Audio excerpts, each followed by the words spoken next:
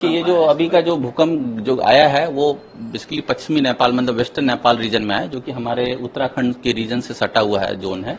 और ये जो अर्थक्वेक जहां आया है वो हमारे जो दो प्लेट्स हैं, जो इंडियन प्लेट और यूएसएन प्लेट, उसकी कोलिजन बाउंड्री पर आया है। और अगर पास्ट में भी अर्थक्वेक देखें तो यहाँ पर नवंबर में भी अर्थक्वेक आ चुके हैं, अभी जनवरी रिसेंट में जनवरी में भी आए हैं, दैट इज 6.3 मैग्नीट्यूड का अर्थक्वेक था, ठीक है, जो कि दिल्ली में भी फेल्ट हुआ। अभी का जो अर्थक्वेक आया है वो अगर यहाँ पर आप मैप देखेंगे तो ये जो है 6.2 का है, जो कि बहुत सैलो डेप्थ पर था, मतलब 5 किलोमीटर डेप्थ पर आया अर्थक्वेक आया है, जो कि 2:51 14:51 पर आया। और अभी तक इस अर्थक्वेक के आने के बाद, क्योंकि जैसे बड़े अर्थक्वेक आते हैं उसके बाद उसके आफ्टर शॉक्स भी होते हैं, तो ये अर्थक्वेक जो अभी आए हैं उसके अभी तक हम लोग 2 आफ्टर शॉक भी रिकॉर्ड कर चुके हैं इस रीजन में। जैसे आप देख रहे हैं रेड वाला जोन देख रहे हैं, ये 2 आफ्टर शॉक उसी रीजन में 10 किलोमीटर के अराउंड में आ चुके हैं। और जैसा कि मैंने पहले ही बताया कि ये कोलिजन बाउंड्री यहाँ पर अगर पास्ट में भी देखें तो बड़े अर्थक्वेक आ चुके हैं, जैसे नवंबर में आए हैं 5.8 के, 6.2 के जनवरी में आए, और ये जो है ये 6.2 का फिर ये अर्थक्वेक आया। ये सब जितने भी अर्थक्वेक हैं ये सब वेस्टर्न नेपाल में कंसंट्रेटेड है।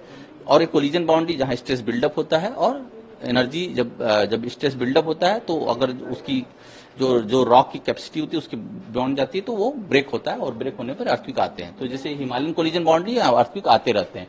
अगर ये अर्थक्वेक देखा जाए तो कहां कहां फेल्ट हुआ, अगर इसकी इंटेंसिटी की बात की जाए कि इसकी इंटेंसिटी कितनी थी, तो अगर यहाँ पर देखें तो इस अर्थक्वेक की इंटेंसिटी अगर देखा जाए तो 6 था, जो कि हम लोग ने इमीडिएटली अर्थक्वेक जैसे डिसमिनेट किया उसका 6। और दिल्ली में अगर आप देखें तो ये स्लाइटली फेल्ट था, मतलब 3 की मैग्नीट्यूड थी दिल्ली रीजन को जो कवर करता है। और उसी दौरान अगर देखा जाए तो पब्लिक से बहुत रिस्पांस आया। देखिए अब तक हमारे पास 1 घंटे बीत चुके हैं अर्थक्वेक के, 70 रिस्पांस आ चुके हैं। अगर इस रिस्पांस को देखा जाए इस मैप में तो कहां कहां से रिस्पांस आए हैं, तो अगर आप ये देखेंगे तो ये नेपाल में हमारा ईपी सेंटर था जो 6.2 का अर्थक्वेक है। तो अगर देखिए तो उत्तराखंड से आपके पंजाब में भी फेल्ट हुआ है, दिल्ली में काफी फेल्ट हुआ है, लखनऊ रीजन में, जयपुर रीजन में, कुछ लोग यहाँ बता रहे हैं कि ये अहमदाबाद रीजन में भी फेल्ट बता रहे हैं, उनको फील हुआ है। मतलब ये शॉक इतनी बड़ी थी कि ये, क्योंकि जब ये बहुत सैलो थी तो एनर्जी जब पास की है तो लोगों को फेल्ट हुआ है, ठीक है। तो ये अर्थक्वेक कॉमन है, यहाँ पर हमेशा आते रहते हैं, जिससे हम लोग अभी बता चुके इसका पूर्वान तो कर नहीं सकते कि कोलिजन बाउंड्री है। तो हमें एनडीएमए ने गाइडलाइन जो इशू किया है कि कैसे प्रिकॉशन करें, उसको प्रिकॉशन को हमें बरतना चाहिए। लेकिन एक कॉमन आदमी जानना ये जरूर चाहता है कि अगर 6.2 का अगर मैग्नीट्यूड का अगर अर्थक्वेक आया है तो इसका नुकसान किस तरह का होता है, कितना नुकसान होता है? अब देखिए जैसे मैंने आपको अभी बताया कि इंटेंसिटी मैप अगर इसका देखिए नियर बाई, अगर यहाँ पर अगर आपको दिखाऊं बैक टू अर्थक्वेक में, तो नुकसान की अगर बात करें तो 6 मैग्नीट्यूड है। अगर अच्छी क्वालिटी की बिल्डिंग है तो नुकसान की कोई गुंजाइश नहीं, केवल शेक होगा। लेकिन अगर पुअर क्वालिटी की बिल्डिंग है तो नुकसान की संभावना है।